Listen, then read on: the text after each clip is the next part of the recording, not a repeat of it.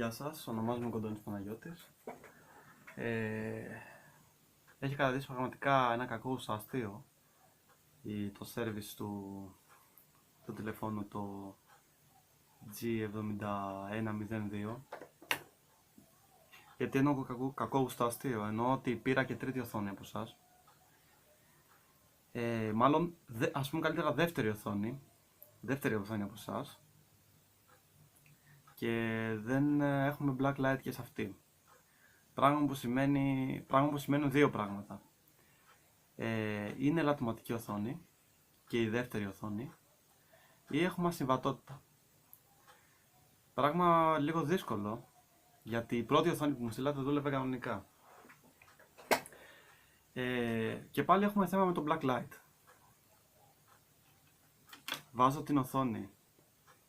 Βάζω την πρώτη οθόνη που μου στείλατε, την πρώτη με τα 4 καμένα πίξελ. Έχω κάνει και σχετικό βίντεο, άμα πάτε στο email θα το δείτε. Βλέπετε.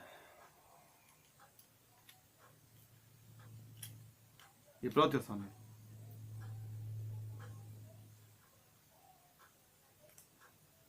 Και δεν μου το αλλάξατε γι' αυτό.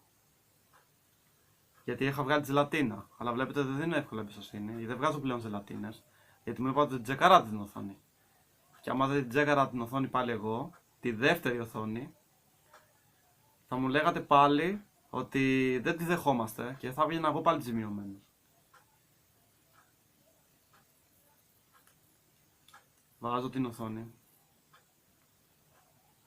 Στο λεπτάκι δεν θέλω να σπάσω κάποιο flex, θέλει πολύ προσοχή εδώ.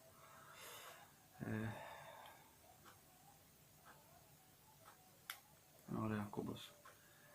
Βάζουμε την μπαταρία, ξεκινάμε, ανάβουμε το τηλέφωνο. Black light, βλέπετε black light. Το black light, δεν ξέρω και τι service έχετε εκεί πέρα. Μπορεί να μην έχετε καν καλό service, μπορεί να έχετε πολύ σχετικό service.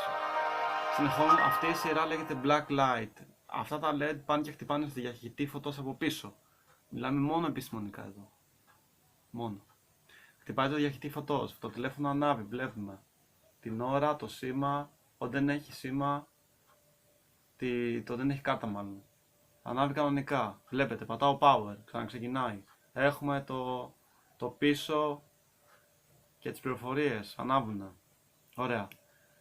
Βλέπετε και την ώρα εδώ στο βάθος, φαίνεται και η ώρα. Τα λέω αναλυτικά γιατί το ξέρω ότι γίνομαι κουραστικός, αλλά δεν γίνεται αλλιώς. Δεν ξέρω τι άλλο μπορεί να συμβεί δηλαδή, πραγματικά με αυτή την οθόνη. Αυτή είναι η πρώτη οθόνη. Μεσολάβησε η δεύτερη, την οποία δεν δούλευε το blacklight καθόλου. Και ενώ δεν δούλευε καθόλου το blacklight από τη στιγμή που το άναβα το κινητό. Και θα την έστειλα πίσω. Μου είπανε ότι αυτή η οθόνη την τσεκάρανε. Την έστειλα πίσω και μου είπατε ναι, είναι αρματική. Και μου στείλατε την τρίτη οθόνη και μου είπατε ότι τσεκάρατε και δουλεύει. Ωραία. Και εγώ δεν έδωσα εμπιστοσύνη γιατί δεν δίνω εύκολα εμπιστοσύνη σε ανθρώπους.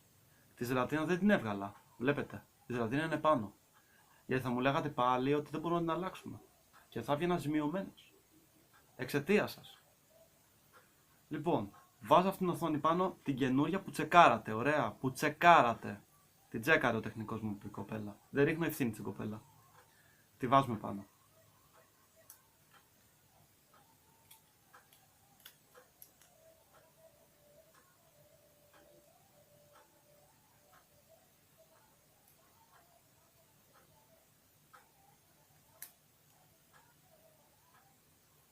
Ωραία, πήγε κανονικά.